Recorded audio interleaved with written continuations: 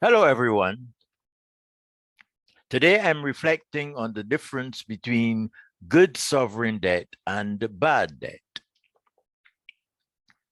The construction of the Barbados Deepwater Port, completed in 1961, was financed by the proceeds of a loan of 23 million Eastern Caribbean dollars raised on the London market. That single borrowing added the equivalent of 10% of GDP to the Barbados national debt. It is an example of good debt, an investment which continues to provide utility decades after the money has been fully repaid. The Barbados economy has been transformed. The port's bulk storage facility for sugar stands empty, and the gantry cranes which poured golden crystals directly into the holds of waiting cargo ships are a forlorn reminder of the days when sugar was king. But the breakwater and the berths of the sheltered harbor have been repurposed and now welcome tourists disembarking for tours of the island and to enjoy its storied beaches. Borrowing for investment in roads, ports, airports, and transport infrastructure that enables economic activity for many years to come is good investment. So is borrowing for physical investment in educational and health facilities and equipment, and for similar investment for the maintenance of law and order. Borrowing to extend and upgrade water distribution, electricity and telecommunications, sewerage and waste management facilities and equipment also falls into the category of good debt. It is rather more difficult to justify government borrowing for investment in new hotels and export activity, even though these may be examples of good debt. Such investment is high priority because it increases the capacity of Caribbean economies to earn the foreign currency they need for their development. However, in order to succeed, the projects must be carefully designed, constructed, and staffed to ensure that they offer good value for money to potential visitors and produce goods which will attract customers from abroad. Governments everywhere in the Caribbean have repeatedly proved inept in these aspects. Moreover, provided the machinery of government works tolerably well, there is usually no shortage of private investors, domestic and foreign, willing to make investment in hotels and other projects which will yield competitive results. In contrast to debt that provides lasting developmental value, the funds that Caribbean governments have raised by issues of government bonds in markets in New York, London, and elsewhere since the 1980s has left nothing tangible that still yields value.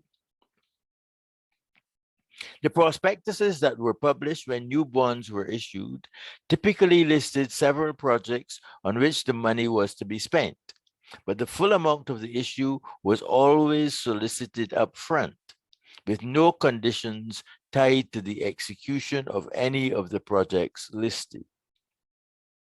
Whatever their justification at the time of issue, and whatever the intention for their use, this borrowing must be considered bad debt in retrospect. Over the last four decades, much, though not all, of the borrowing by Caribbean countries from multilateral institutions has moved from the category of debt that produces lasting value to debt that does not.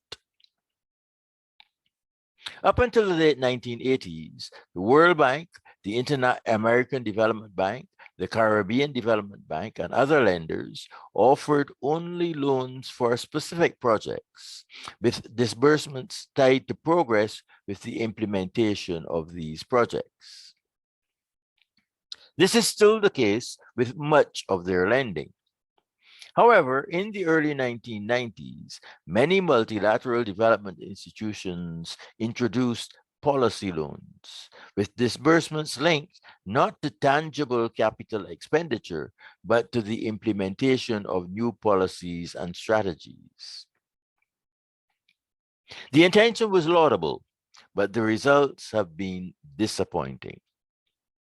In a few cases, the conditions set down in the loan agreements have not been met, and the programs were terminated prematurely. That turns out to have been a good thing, because in all the cases where policy loans have been fully disbursed, it is difficult to identify any improvement in economic performance that can be attributed to the use of policy loan funds. These borrowings cannot be considered good debt.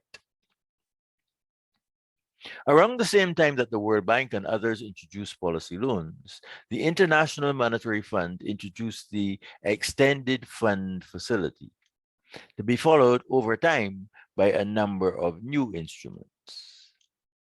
Up until the late 1980s, the International Monetary Fund's lending was for short-term assistance to countries facing an unexpected shortage of foreign currency.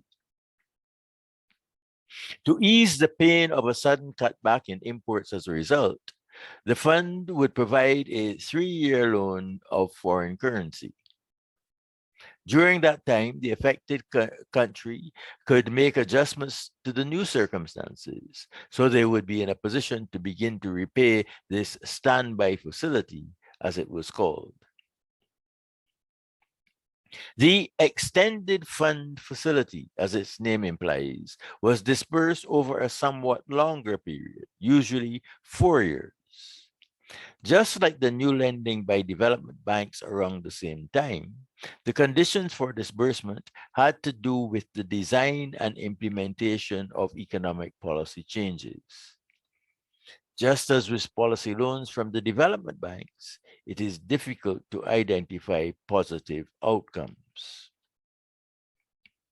I believe the time is ripe for a revaluation of borrowing strategies by Caribbean governments. Clearly, government borrowing to provide for facilities and equipment to ensure the effective delivery of public services and public utilities is essential for economic development. On the evidence, that seems as far as government needs to go. Government borrowing for infrastructure, public utilities, and public services is good debt. All other borrowing, except for temporary accommodation under an IMF standby facility, is not. Thank you and good day.